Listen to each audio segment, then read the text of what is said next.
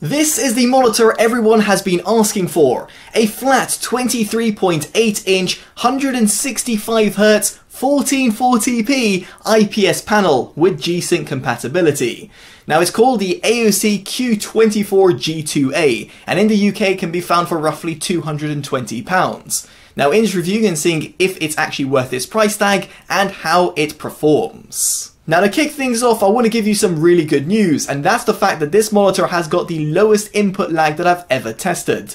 0 milliseconds to be more specific, and indeed has got CRT-like performance. In this respect, you've got absolutely no input lag, and for a monitor at its price point, let alone type, it's absolutely jaw-dropping. Now I would like to highlight that there is a low input lag mode that you can enable or disable for any given reason through the OSD. You'll certainly want to have this enabled at all given times, because if you were to disable said option, it will shoot up the input lag to an objectively tested 10 to 12 milliseconds. Now on a side note, if you were to enable NVIDIA G-Sync through the OSD and then enable it through the NVIDIA control panel, you will notice that if you go back into the OSD, low input lag mode has been grayed out. But thankfully it is permanently on, therefore further emphasizing the point as to why AOC actually provide you the toggle to enable or disable it. Therefore, when I retested it with NVIDIA G-Sync, it did indeed clock in at 0 milliseconds. Now aside from the objective data, I can safely say that while playing a competitive game such as Counter-Strike Global Offensive, the input of my mouse was felt instantaneously. Indeed, the monitor responded phenomenally well, and I had no problems whatsoever when it came to registering input, which is exactly what you'd want, be it if you're a hardcore competitive gamer or indeed a casual gamer. Now while its input lag is class leading, what about when it comes to its response time? Well, here you will be pleased to know that it's similarly impressive. Now the response time of the monitor is linked with the overdrive setting. The higher the overdrive, the better the response time, but the worse the visual experience. Now for me to demonstrate this objectively, I've got the OSRTT tool, and here you can see with the overdrive set to off, the average initial time sits at 4.88 milliseconds. You'll see this at the bottom left hand side of your screen. That is actually still pretty impressive, but it gets even better. On the weak mode overdrive, you can see that the average initial time drops down to 3.9 milliseconds. Now I'd like to quickly shift your attention to the RGB overshoot screen, and that is indeed right at the middle of your screen, because right now we're going to go to the medium overdrive, and yes, over here you can see that there's a little bit more errors appearing.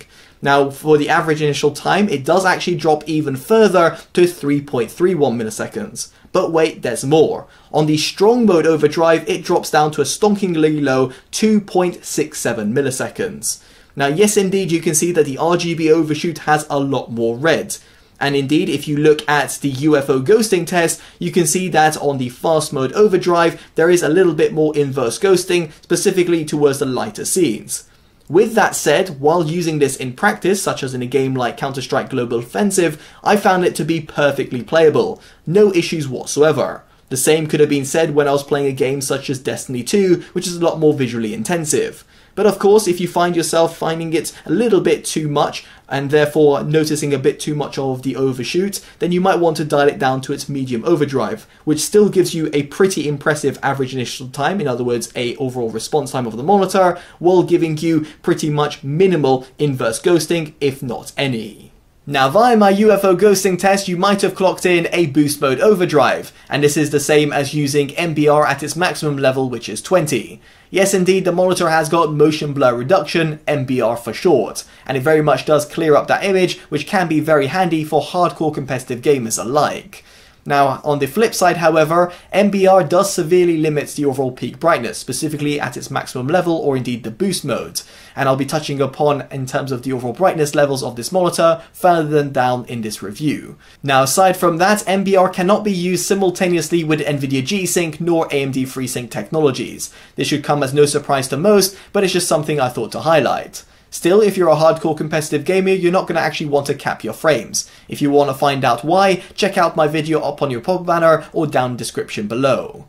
Now, I would also like to mention that the flickering that you can see on your screen is not actually noticeable in person, but rather what my camera is picking up, just due to how the backlight is strobing.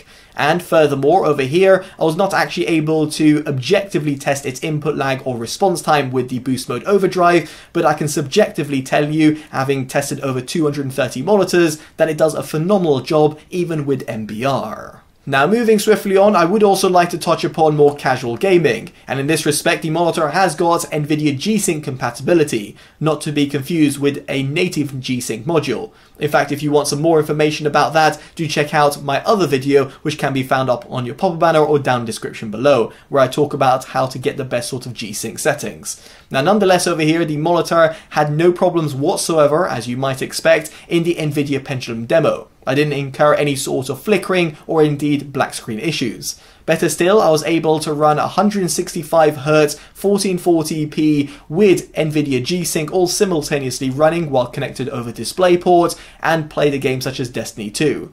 In this respect, again, the monitor didn't encounter any sort of problems and it gave me a great tear-free gaming experience. Now, moving past all of this, I would just like to mention that this monitor does not support HDR, which really should not be a cause for concern because most of the monitors at this price point give you a laughable HDR experience. Now, as a result, I don't really care that the manufacturer has actually omitted it altogether. Now, for console gamers out there, its singular HDMI 2.0 port will support 1440p at 120Hz. In fact, it also supports a 4K signal input because when I connected it over to my 4K Blu-ray player, I was actually able to see 4K at 60Hz. Now, its gaming performance is seriously impressive, so what about when it comes to its image quality? Well, as I did mention before, it has got a flat 23.8-inch 1440p IPS panel that runs up to 165Hz. It also has got a matte coating. Now, the monitor's overall resolution and size means that it's got a very high 123.4 ppi, which is very impressive for those people who are interested in overall pixel density or indeed the overall clarity. Now, in this case, I actually had the Windows scaling set to 125%. If, however, you would prefer smaller icons, you might want to go at 100%, which is actually the default for 1440p monitors, but those are at 27-inch or above. In this respect, due to its smaller form factor, I felt it a little bit too small for my liking. But of course, your mileage may vary depending on what you prefer. Now, when it came to its overall color accuracy, it has got a dedicated sRGB mode that you can select through the monitor's OSD. Unfortunately, this will lock the overall brightness. But nonetheless, in terms of its overall accuracy, I had a gamut coverage of 97.1% and 102.3% in the color space. You can see below how it compares to the sRGB standard. As for the average delta-E, it sat at a stonkingly low 1.07 with a maximum of just 3.34, therefore making it perfectly suitable for very serious image editing work or indeed video grading. Now, as for its tested contrast ratio, it sat at 944:1, which is pretty much acceptable for most IPS panels. And as for the measured white point, in comparison to the 6504 Kelvin target, it sat at 6307 Kelvin, which is pretty close. As for the gamma curve, it's relatively close to the 2.2 standard.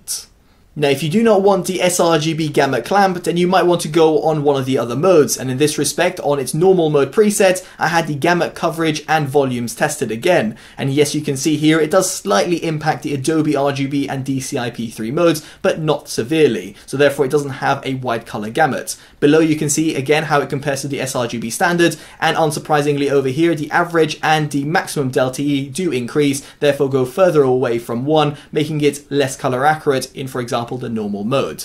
Now, the tested contrast ratio doesn't change, but the measured white point does drastically change, therefore going to 7187 Kelvin at 100%, therefore being a little bit off. However, the gamma curve actually does sit even closer to the 2.2 standards. Now, moving past this, I did say I would talk about brightness, and it does get up to 377 nits, which is seriously impressive. As for the sRGB brightness, it is locked at 236 nits, which is actually perfectly usable for me. However, it still would have been great to see some sort of brightness controls in said mode.